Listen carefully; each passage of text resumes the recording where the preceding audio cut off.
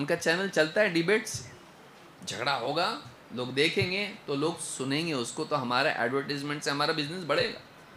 हमारे लोग जाना ही नहीं डिबेट में। जब डिबेट ही नहीं होगा तो क्या होगा, अखबार सब इस तरह के टीवी चैनल बंद हो जाएंगे, उनके पास कोई मुद्दा ही नहीं होगा, फिर वो आपस में लड़ेंगे।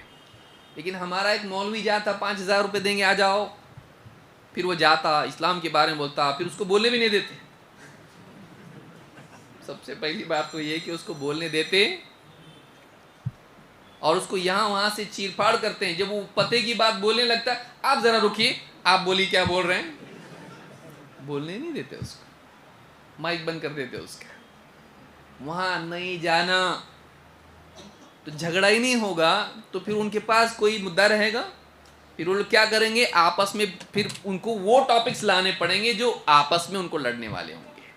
आप जा रहे इसलिए आपका नुकसान हो रहा, मुसलमानों की छवि गलत पैदा हो रही है। ये गुस्से में आगे, उनको मालूम होता है आपको गुस्से में कैसा लाना है, वो ऐसा कुछ ना कुछ करते कि आप गुस्से में आके कुछ भी बोल देते हैं।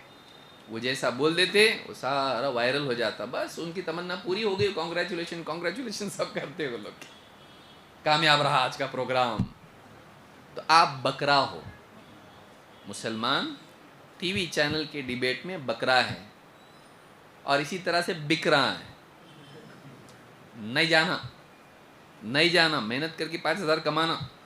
और कुछ लोग रहते हैं जो पैसे के लिए नहीं जाते हैं, फेम के लिए जाते हैं कि हम टीवी चैनल वाले हैं।